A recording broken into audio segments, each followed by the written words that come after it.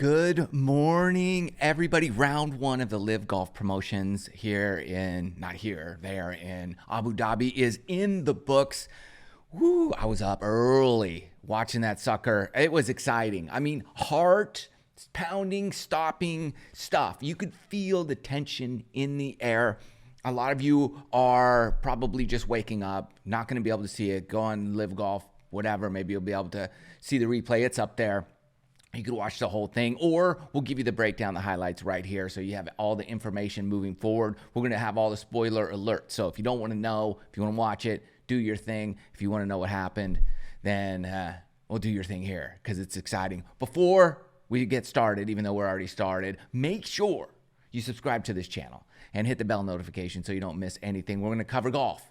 Okay, I love golf.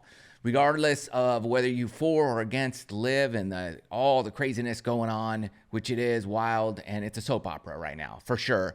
And regardless where you stand, it's still golf. And it is exciting, whether you like that kind of stuff or not. Excitement is what's happening. So I get excited about exciting things. Me personally, I like change. I like when things get mixed up.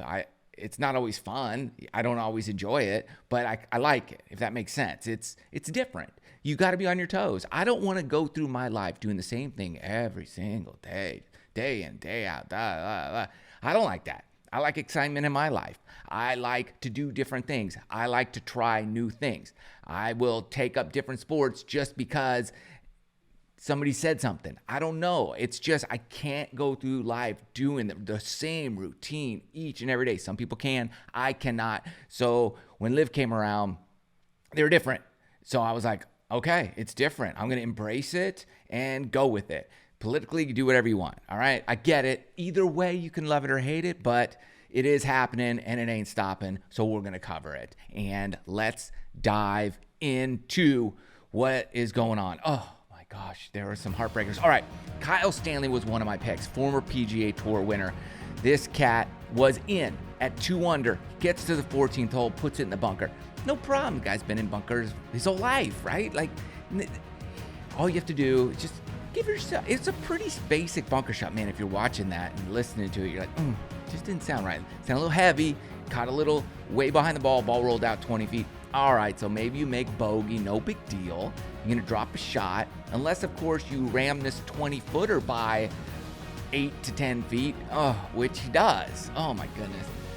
And it reminded me of back when he was on the PGA Tour and he had a chance to win at Torrey Pines, and then my memory serves me correctly, I believe he dunked it in the water, ends up getting like a double bogey or something, and goes in a playoff to, I think, Brandt Snedeker, and loses. But then he wins like the next week or a couple weeks later for his first PGA Tour win. Anyways, this was just a huge mistake on 14. Okay, so he rights the ship. He pars 15, 16, 17, and then we go to 18, par 5. He needs to eagle this guy and puts it in this waist area. No problem. He draws a pretty decent lie. He's taking a wood. I mean, he's got to go for it. So he goes for it, hits a brilliant shot, slicer up there, and it's just awesome. But he has to make this. And you know what? There's a reason people use weird shaped putters. Long, weird. There's a reason for it. And it's because they're not the greatest putters. They've had some problems, so they go to different things that don't look conventional. And unfortunately, the putter is really what got him. And this one on 18 was close, but it wasn't close enough. Finishes with birdie and 1 under. Heartbreaker, Kyle Stanley does not make it to round 2. He finishes 1 shot off the cut line. So that was tough. This field had stories everywhere. Uber driver, Barry Henson, and just doesn't quite make the cut. So he's out. Saddam Kalkajana. Man, his name's hard to pronounce. I play with the guy. Like, solid as a rock player. I predicted he'd make it to the top 20. He's in. I think he's going to make it to round 3 and 4. And we'll see. The guy's just a steady player. And once he kind of gets on a rhythm, he's kind of unshakable. He just kind of marches along in that zone. So if he started at 2 over, he kind of stays there. If he starts at 5 under, in this case, he kind of stays there. That's kind of how he operates. So I like him. And gotten to meet him, so he's a cool guy. Kim, oh man, I love these guys' names. Kim, he needs birdie to make it on the final hole, and he pulls it out, and he gets in on the number. Good for that cat. Love it. Now, Chris Stroud. Come on, dude. He is 2 under par going into the par 5 18. And he's walking back to the tee box. He has a lost ball. I mean, on the last hole, loses your ball. And so basically, he has to eagle for par to make it. Doesn't do it. Chris Stroud is out. That's the kind of stuff that happens. The pressure that you're under makes you do just crazy things. This is massive pressure, and they know it, and it's just heartbreaking. I mean, and it gets them on the last hole. I know what it's like, except it gets me at the driving range before I even play. That's what happens to most of us, right? We can't even take the pressure warming up. So these guys, at least they make it. So back to the grind for Chris Stroud. Man, that is a tough one. And Scott Henn, the 50-year-old, man, I'm rooting for this cat. Grinder, world traveler, been on every tour you can imagine. Here he is, 1 under par. He needs birdie on 18 to make it to round 2. And hits a second shot up there, already chips it to like 4.5 feet-ish, maybe 4.5. So you think, man, you're 50, you got just grind in your blood, and you just got to make this putt, and everybody's wishing it in. And man, you could see when that doesn't go in, just like the devastation in his face, and just like, oh my gosh. Like when you're 50, like that year, you got to wait a year. That's a long time. That's a large percentage of your life that's left. You know, you kind of like when you're a young kid, that year, 7 to your 8th birthday is a long time. But when you're 50, from 50 to 51, it's a short time. It's like, whoa, that happened quick. Because, both ends of the spectrum are really close. So it gets shorter as you get older, and it gets longer, and it's longer. So you know what I'm saying? Like that year is valuable. It's a long time in terms of like, you don't have much left. So that's the length. That's why it's like, it feels like, oh my gosh, it's going to be forever. I've already waited forever. Scott Henn, oh, don't quit, brother. Don't quit. Just good things could come. Don't stop digging for the gold, because you could be that far away. And he was. Oh, that's a heartbreaker. So that's round 1 is in the books, and we have 29 players that advance. So top 20 in ties. And here they are, the list of the top 20. And we've got, a lot of names that a lot of us don't know, Asian Tour players. So that's exciting. That's what's great about LIV, is that we're learning about a lot of other players throughout the world that we've never heard of before.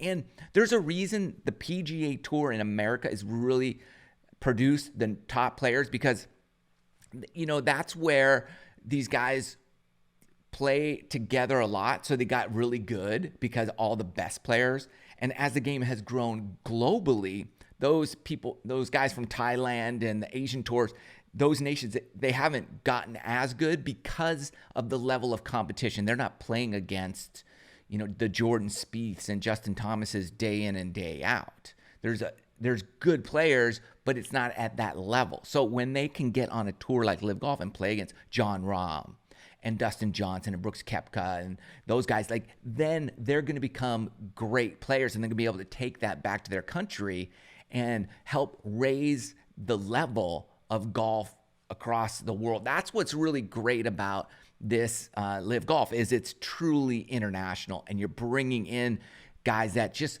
would never have a chance otherwise, and their level of play would kind of just be where it is always, and that's not good. We want because there's a Tiger Woods in the making somewhere right now, but where is he? He could be in Thailand. He could be in Vietnam. He could be in New Zealand. We just don't know what part of the country the next greatness where it lives. So I think this type of opportunity is going to be able to find that and make like that diamond shine somewhere. We always think, oh, it's going to be who in the U.S. is the next Tiger Woods? Well, they might not be here.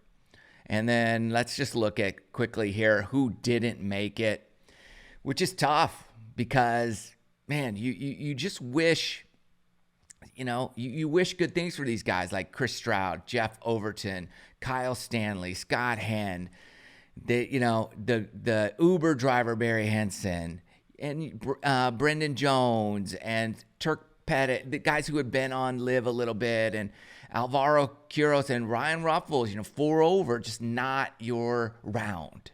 This is a shootout, man. This is a sprint. You got one round. You got to go for it. And unfortunately, if you don't have it, you ain't going to find it on the third or fourth hole. It's not happening. And you kind of know, and you're like, oh, this ain't going to work out. It's not my week. And that's kind of sad, for these players, because you want the best. You want to see people shine. And it's tough when it just doesn't happen. So now this is great because we've got those 29 players are going to be joined by the 13 players here who were exempt into round 2 already. So now we have 42 players total for round 2, which is tomorrow. And it starts like 3 a.m. Eastern time Saturday morning.